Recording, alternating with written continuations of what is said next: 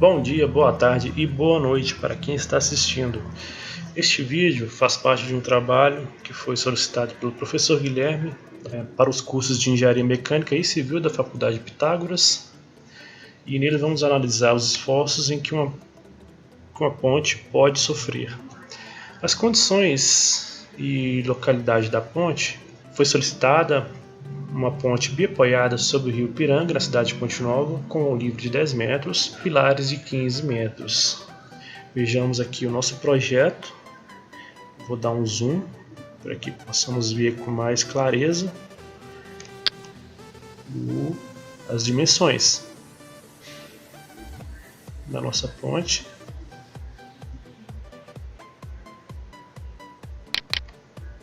Bem, seguindo, a gente vai aprender um pouquinho sobre os principais esforços que a ponte pode sofrer, né? Que são o momento fletor, força cortante ou cisalhamento e a força de reação.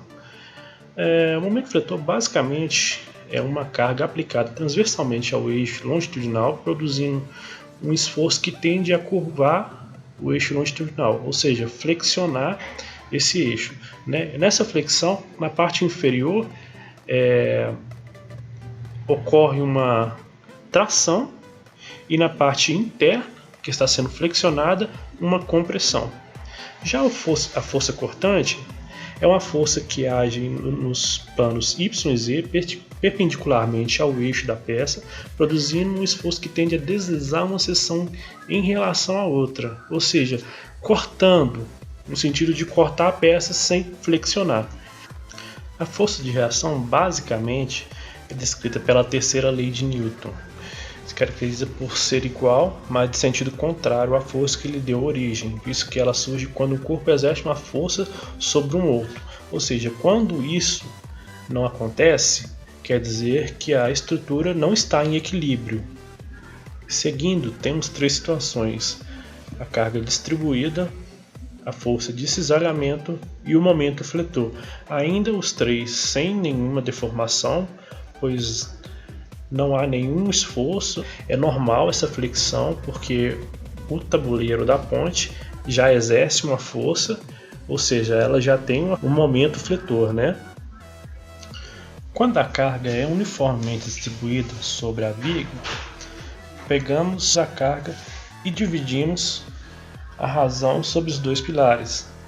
É a forma de se determinar a reação nos dois pontos quando ela está distribuída. Porém, quando ela já começa a ter uma carga já aplicada, a gente já vê o cenário mudando.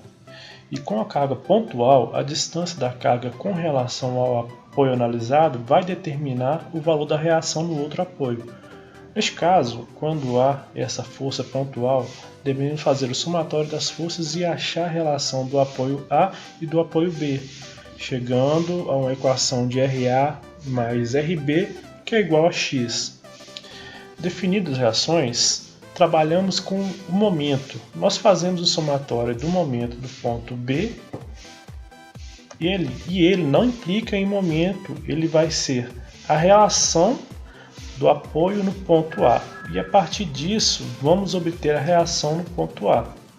E com o valor do ponto que encontramos, definimos o valor do ponto B. Conforme aplicada a carga, há uma alteração nesse sistema, como vocês podem ver nos três diagramas, né?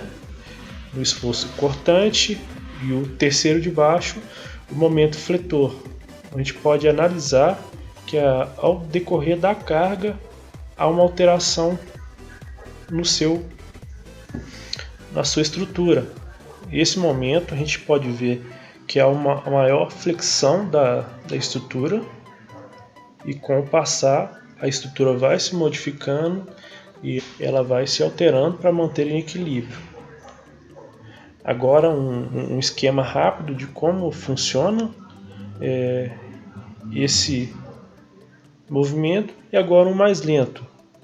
A gente pode ver o movimento da flexão e da força cortante ao longo da ponte.